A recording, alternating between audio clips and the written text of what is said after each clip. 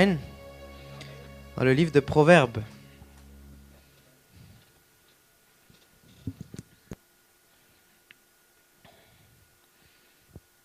Proverbes chapitre 30. On va lire le verset 8 et le verset 9.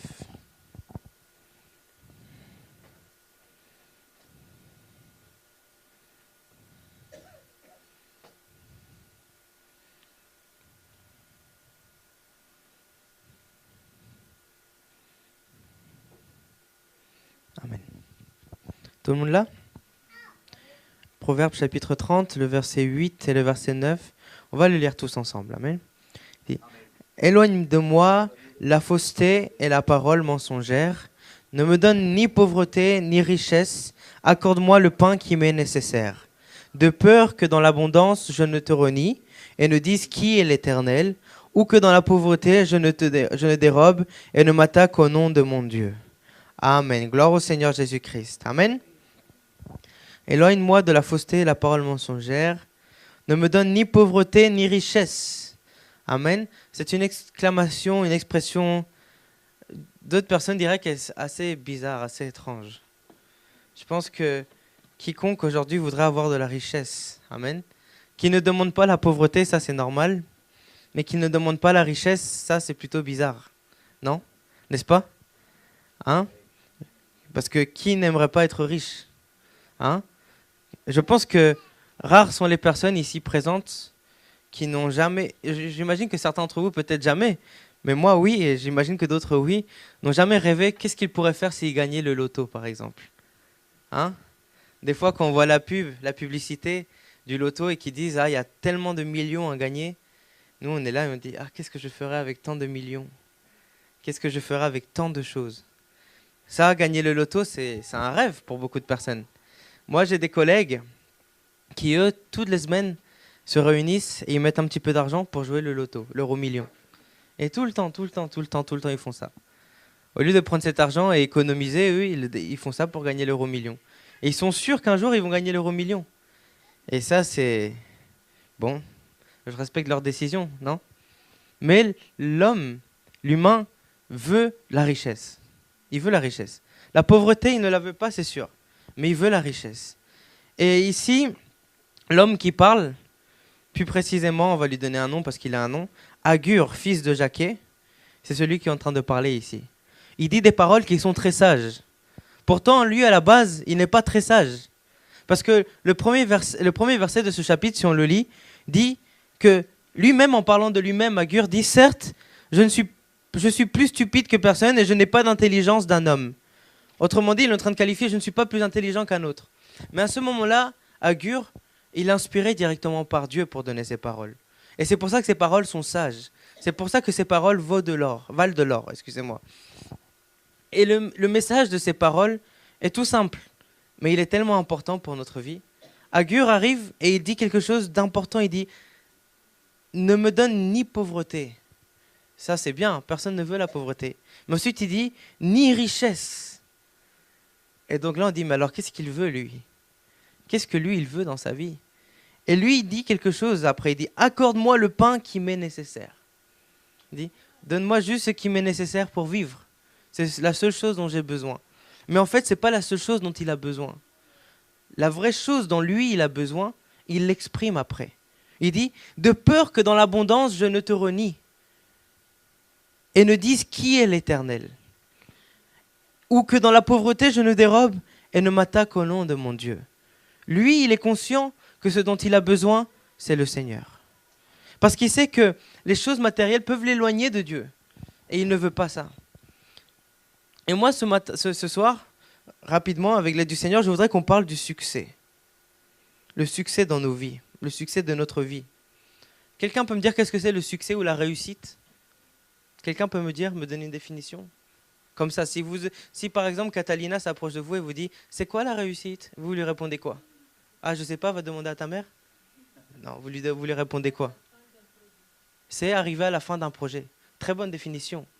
D'ailleurs, elle s'approche de la définition que j'ai. Quelqu'un d'autre? Atteindre le but de quelque chose qu'on désire. Là, il y a un mot-clé, qu'on désire. Atteindre le but de quelque chose qu'on désire. Quelqu'un d'autre qui dit mieux? Quelqu'un d'autre? N'ayez pas peur, on est là pour participer. Il n'y a pas de mauvaise réponse. Le succès ou la réussite à un objectif qu'on voulait atteindre, c'est aussi le fait de réussir ce que l'on considère important dans notre vie. D'accord? Pour certains, la réussite, et en grande majorité, pour beaucoup, la réussite, c'est d'avoir des richesses. Pour beaucoup, c'est ça. La majorité des personnes, et soyons sincères, même nous, ou la majorité d'entre nous, nous travaillons pour cela. Nous ne travaillons pas pour vivre pauvre, on travaille pour essayer de s'enrichir, ou si nous, on ne peut pas s'enrichir, derrière nous, notre descendance, qu'elle puisse avoir quelque chose. Beaucoup de collègues à moi, je parle beaucoup de mes collègues parce qu'ils ont beaucoup de choses à raconter, mais beaucoup de mes collègues à moi, leurs parents sont venus il y a beaucoup d'années, ici en France, sans papier, immigrés, espagnols ou portugais, à travailler pour leur laisser quelque chose à eux. Et eux, ils ont hérité de cela. J'ai beaucoup de clients aussi qui sont d'origine juive et qui ont beaucoup de richesses, beaucoup de richesses. Mais ce n'est pas des richesses qu'eux, ils ont obtenues par eux-mêmes. C'est des générations et des générations qui ont travaillé ou que le Seigneur a béni et qu'eux, après, ils ont pu donner à leurs petits-enfants, peu à peu. Donc ça, les personnes travaillent pour pouvoir s'enrichir ou alors enrichir ceux qui viennent derrière eux, souvent. N'est-ce pas? Ça, c'est le succès, généralement. Le succès, c'est atteindre un objectif. Pour beaucoup, pour certains, le succès, ce n'est pas les richesses, c'est tout simplement un jour avoir une famille. Certains, pour certaines personnes, le fait d'avoir une famille un jour, ça, c'est le succès de leur vie. Et donc, on comprend que le succès, c'est atteindre un objectif. C'est arriver quelque part, obtenir quelque chose que l'on désire, que l'on voulait, que l'on veut. Et pour arriver, on fait un effort. Il n'y a pas de réussite, il n'y a pas de succès s'il n'y a pas d'effort derrière. Parce que la personne qui a reçu un héritage, ce n'est pas un succès, c'est un héritage. Mais la personne qui a travaillé et qui a construit un empire, ça c'est un succès. Ce n'est pas un héritage. Parce qu'il a travaillé pour ça, n'est-ce pas? Et nous, quel est le succès pour nous dans notre vie? Ça c'est une question que nous on doit se poser. Parce que tout homme travaille avec un objectif. Et celui qui ne travaille pas vers un objectif, eh ben, il perd le temps. Mais un homme sensé travaille toujours avec un objectif dans sa vie. Il peut être à court terme, comme il peut être à long terme. À long terme, ça peut être un jour, pour certains, avoir une famille et des enfants. À long terme, ça peut être un jour pour quelqu'un d'avoir une grande maison. À court terme, ça peut être économiser pour avoir un voyage.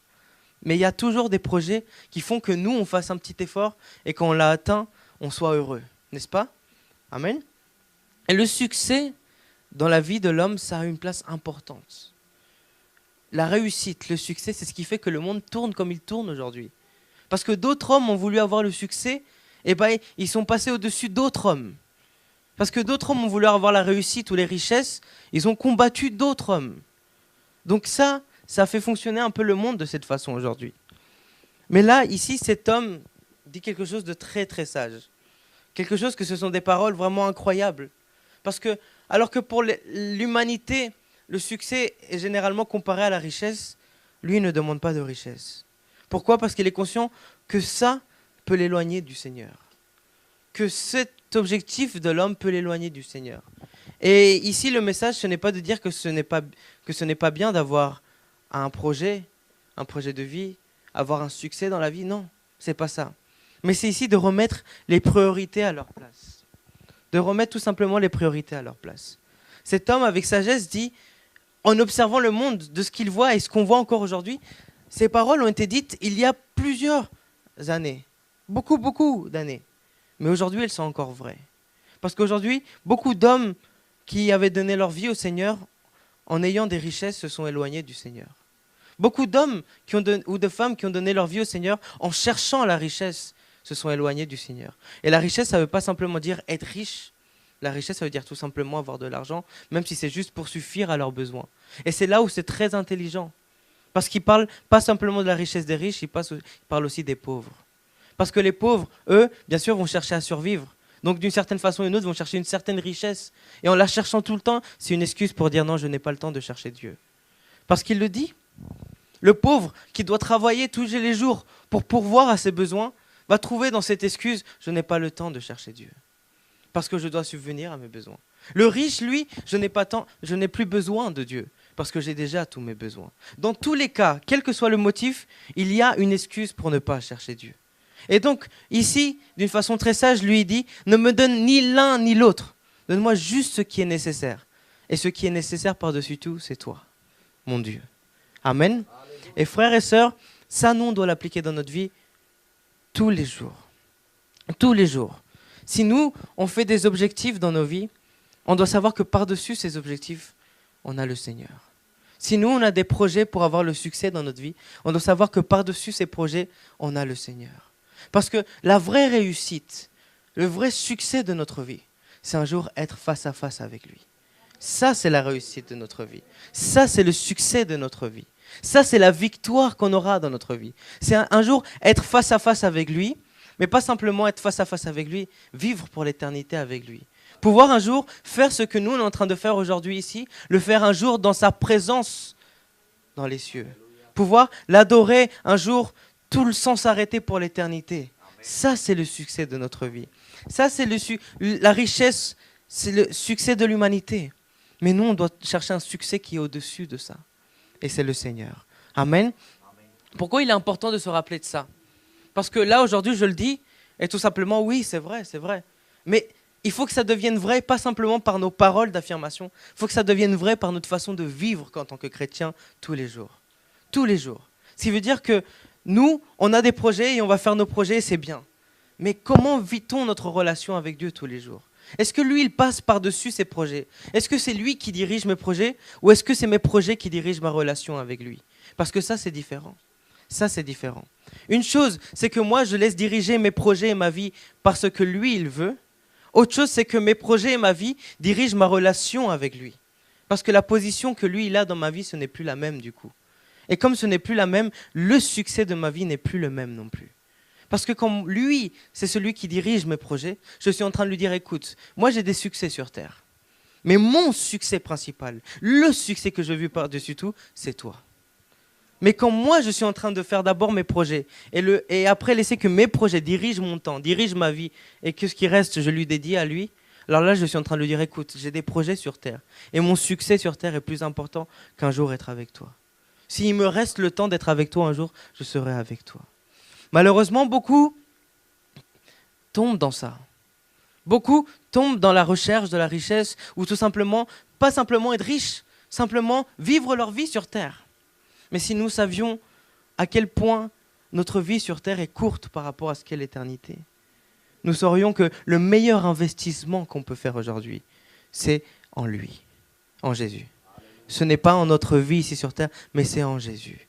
Et alors, peut-être que là, aujourd'hui, toi, tu te dis, ou moi, je me dis, ah, mais ça, je l'ai déjà fait, j'ai déjà donné ma vie à Jésus. D'accord. Maintenant, il est nécessaire d'observer notre vie. Et observer dans notre vie, quel est le succès que nous cherchons par-dessus tout? Quelle est la victoire que nous cherchons par-dessus tout? Quel est l'objectif final où nous voulons arriver? Parce que l'humanité ne cherche pas Dieu. Et même ceux qui le cherchent ne le cherchent pas parfois. C'est assez ironique, mais même ceux qui cherchent Dieu ne le cherchent pas. Ils le cherchent dans une certaine imagination qu'ils ont, mais pas dans une réalité qu'ils vivent. Frères et sœurs, nous ne sommes pas des chrétiens d'imagination. Nous sommes des chrétiens de réalité. Et ça, c'est différent. Imaginez qu'un jour, on sera avec Dieu, et imaginez notre vie avec Dieu, imaginez une relation avec Dieu, c'est une chose. Mais être sûr qu'un jour, on sera avec Dieu, être certain qu'il est déjà avec nous, être certain qu'un jour, on sera pour l'éternité avec lui, ça, c'est une autre chose. Donc, aujourd'hui, frères et sœurs, que notre succès soit placé dans le Seigneur. Que notre victoire soit placée dans le Seigneur. Et que notre vie avec Dieu ne soit pas juste une imagination d'un jour, mais ça soit une réalité de tous les jours. Amen. Combien disent Amen? Amen. Alléluia. Cela va diriger notre vie. Dans Apocalypse, il parle d'un succès, d'une victoire. Il parle de plusieurs. On va les lire ensemble. Parce que le succès, c'est la même chose que la réussite ou qu'obtenir la victoire finale, qu'avoir une victoire. Dans Apocalypse chapitre 2, quelqu'un peut lire Apocalypse chapitre 2, s'il vous plaît? Chapitre 2, verset 7.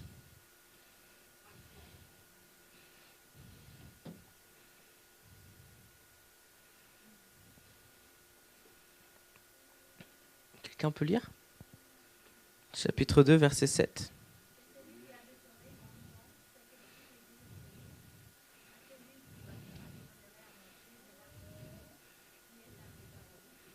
Amen. Celui qui vaincra, je lui donnerai à manger de l'arbre de vie. Amen. Là, il y a un mot très important, celui qui vaincra. Autrement dit, celui qui arrivera à la fin de l'objectif, qui aura réussi. Vous savez que vaincre, c'est obtenir la victoire. Obtenir la victoire ou obtenir le triomphe, ça veut dire avoir la réussite. Amen. Donc, qui peut lire maintenant dans le même chapitre le verset 17?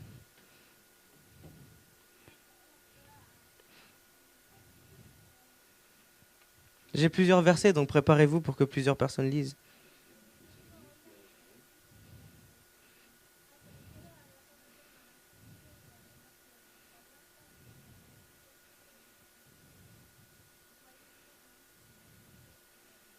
Amen. Que celui qui a des oreilles entende ce que l'Esprit dit aux églises. À celui qui vaincra, je donnerai de la manne cachée, et je lui donnerai un caillou blanc, et sur ce caillou est écrit un nom nouveau, que personne ne connaît si ce n'est celui qui le reçoit. Amen. Chapitre 2, verset 26. Quelqu'un peut le lire?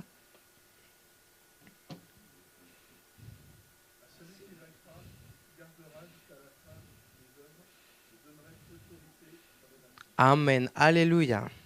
Chapitre 3, le suivant, verset 12, s'il vous plaît.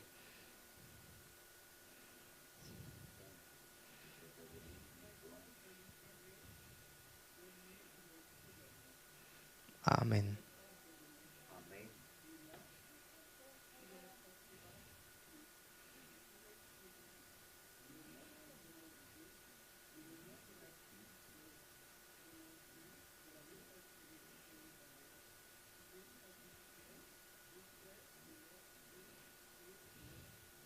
Nouveau. Amen. Alléluia. Imaginez à quel point c'est important cette promesse. Celui qui vaincra, je ferai de lui une colonne. Est-ce qu'une colonne, c'est important ou pas? Une colonne, c'est important. Le Seigneur donne un rôle important à ceux qui vont vaincre. Ceux qui, leur succès, ils le trouvent à la fin en lui. Amen. Le verset 5 du chapitre 3, quelqu'un peut le lire? Chapitre 3, verset 5.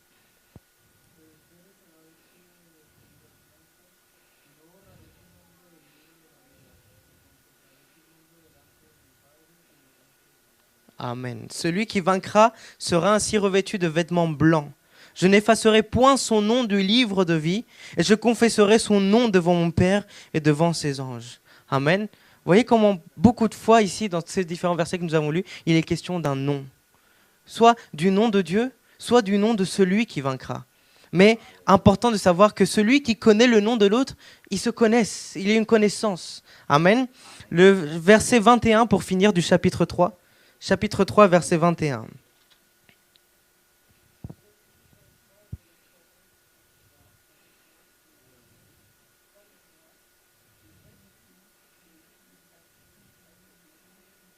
Alléluia, amen. À quel point c'est important. Celui qui vaincra, je le ferai asseoir avec moi sur mon trône. Combien de personnes ici sur terre, pour eux, le succès, ce n'est pas s'asseoir un jour sur un trône, de régner sur d'autres hommes, ou d'être plus célèbre que d'autres hommes. La célébrité. Mais pour ceux qui placent leur succès où il faut, ceux qui obtiennent la victoire finale ne seront pas sur n'importe quel trône. Ils seront sur le trône qui est au-dessus de tout trône, en compagnie du roi des rois, du Seigneur des seigneurs, la meilleure des compagnies. Amen. Alléluia. Ceux qui vaincront, autrement dit, ceux qui obtiennent la victoire, ceux qui ont le succès à la fin. Mais quelle est cette victoire? Quel est ce succès? Si nous lisons 1 Jean chapitre 5, verset 4.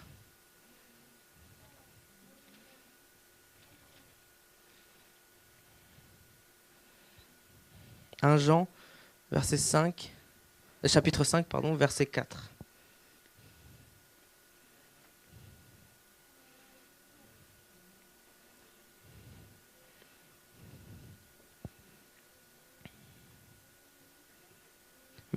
Verset 4. Chapitre 5, verset 4.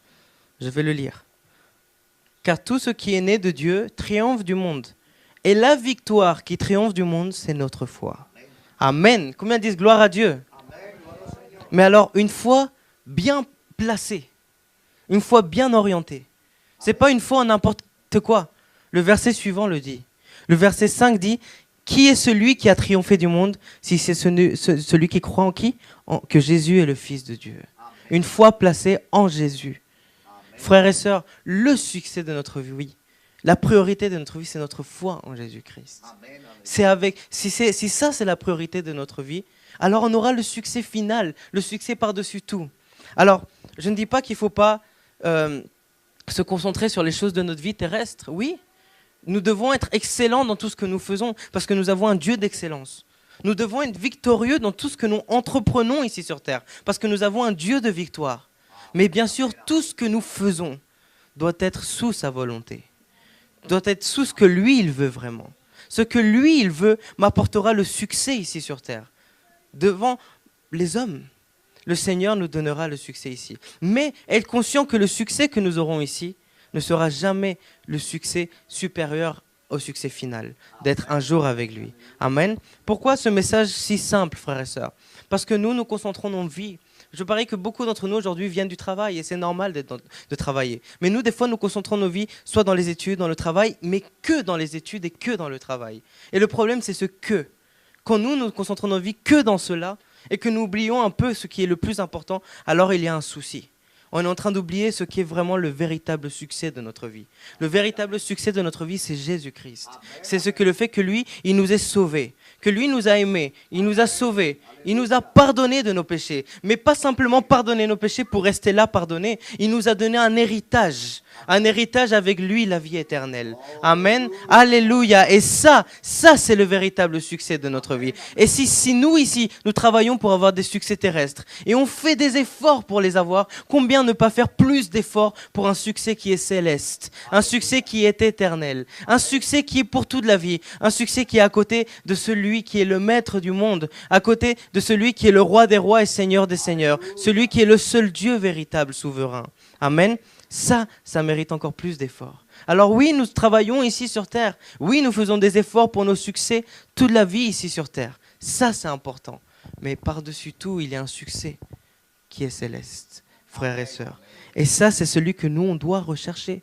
Donc dire au Seigneur, Seigneur, donne-moi ce qui m'est nécessaire ici sur terre. Mais donne-moi surtout ce qui m'est nécessaire pour ma vie éternelle. Et si lui nous l'a déjà donné. Parce que nous, on lui demande, mais lui nous l'a déjà donné. Il l'a déjà fait quand il est mort sur la croix du calvaire. Et qu'il a racheté tous nos péchés, il nous a effacé nos péchés. Là, il nous a déjà donné ce qui était nécessaire pour la vie éternelle, le pardon de nos péchés. Amen. Et maintenant, à nous de placer notre foi en lui et chaque jour lui dire, Seigneur, tu es la priorité de ma vie. Tu es le succès de ma vie, Seigneur. C'est toi que je vais chercher par-dessus tout. Le reste viendra après, mais d'abord, c'est toi. D'abord, c'est toi ma priorité. Est-ce que combien de fois nous, on se lève à nouveau et au lieu de penser à qu'est-ce qu'on va faire toute la journée, pensez d'abord, bon, qu'est-ce que je vais faire pour mon Seigneur? Comment je vais chercher mon Seigneur? Comment je vais remercier mon Dieu? Parfois, on se lève, et c'est normal, et on commence à faire un peu la liste de tout ce qu'on va faire dans la journée. Je dois travailler, je dois étudier, je dois faire les courses, je dois faire ci, je dois me nourrir, donc j'ai besoin de faire les courses. Je dois m'habiller, donc j'ai besoin de faire du shopping. Je dois avoir un métier, donc je dois étudier. Je dois travailler pour avoir de l'argent. Et ça, c'est normal et c'est bien. Mais par-dessus tout, est-ce que nous sommes en train de penser au principal? Dire, bon, et dans cette journée, à quel moment je vais dédier du temps à celui qui mérite? À quel moment je vais prendre le temps pour le louer, pour l'adorer? Est-ce que même en se levant, on prend le temps d'abord pour le remercier? Parce qu'une chose, c'est croire en Dieu. Une autre chose, c'est être en Dieu. Ça, c'est différent. La Bible dit maintenant, il n'y a aucune condamnation pour ceux qui sont en Jésus-Christ. Il ne dit pas, il n'y a aucune condamnation pour ceux qui sont avec Jésus-Christ ou pour ceux simplement qui croient en Jésus-Christ. Beaucoup de personnes croient. Beaucoup de personnes viennent en son nom. Mais c'est vraiment ceux qui sont en Jésus-Christ qui sont sauvés. C'est vraiment ceux qui sont en Jésus-Christ qui n'ont aucune condamnation. Parce qu'une chose, c'est croire, une autre chose, c'est vivre. Rappelez-vous, il y a des chrétiens qui vivent en imaginant tout le temps. Mais nous, on vit en vivant une réalité.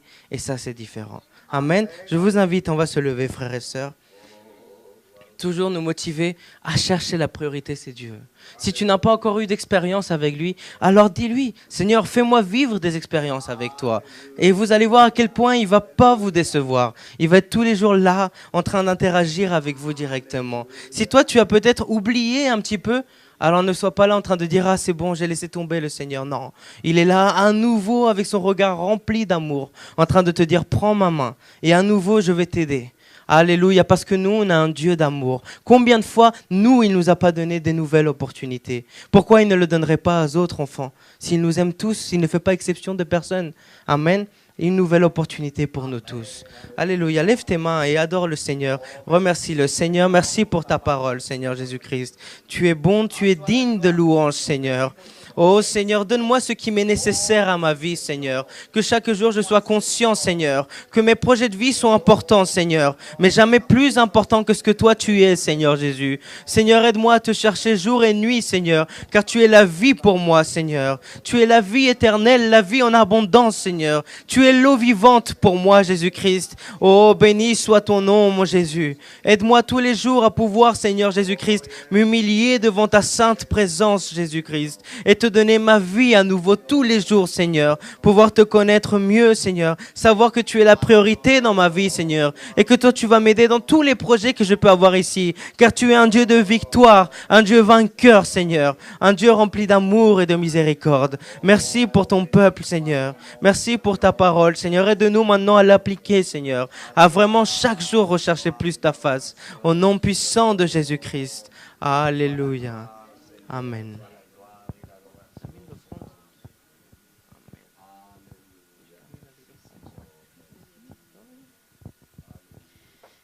Amen. Vous pouvez vous asseoir, on va ramasser nos offrandes. Amen. Et je vais appeler la sœur Marie, s'il vous plaît, s'il te plaît, de nous aider à ramasser nos offrandes. On va prier. Amen. On va remercier le Seigneur parce que il nous a parlé ce soir. Amen. C'est vrai que des fois, on est tellement concentré dans nos buts matériels qu'on oublie. On oublie qu'il y a d'autres buts plus importants qui sont matériels. Amen. On va prier pour nos offrandes et on va prier aussi pour que le Seigneur nous garde. Amen. En rentrant à nos maisons. Merci Seigneur Jésus. Merci Père éternel, car c'est toi Seigneur qui donne, qui pourvoit Seigneur à nos maisons, à nos foyers, Seigneur Jésus. Merci Seigneur, car tu as donné le travail à mes frères et sœurs, Père éternel. Aujourd'hui, Seigneur, nous te donnons de ce que toi, tu nous as déjà donné, Seigneur Jésus. Bénis chacun de mes frères et sœurs, Seigneur, et ceux qui n'ont pas, Seigneur, pourvois, Père éternel, pourvois, Seigneur, à chaque foyer, Seigneur, de l'Église. Merci, Seigneur, pour ce moment que nous avons pu partager, Seigneur, devant ta présence. Et nous te prions, Seigneur, pour que tu nous gardes ce soir en rentrant à nos maisons, Père éternel. Merci, Seigneur Jésus. Amen. Amen. Bon, on va rappeler un petit peu les annonces pendant qu'on ramasse les offrandes. On a nos cultes, amen, du week-end, le samedi. Ah, c'est vous qui dites l'heure. C'est à quelle heure le culte de samedi? Oui, 18h30. Mais on vient avant pour prier, pour parler avec le Seigneur. Et dimanche à 10h30. Oui, amen. Mais toujours à 9h30, il y a le frère Alberto qui est là, qui ouvre l'église. Non, même pas, à 9h, il est là. Du coup, vous pouvez arriver plus tôt. Et il y a aussi en mars, il y a quelque chose de spécial qu'on va faire. Qui se rappelle? Oui, la retraite. On va faire le possible pour ne pas rater cet événement. Amen. Et on remercie le Seigneur parce qu'il nous donne toujours des opportunités de nous réunir ensemble, de partir un peu, d'échanger un peu d'air aussi. Amen. Et on fait confiance au Seigneur que ça va être une bénédiction. Amen. Bon, je vous remercie et que Dieu vous bénisse. Amen.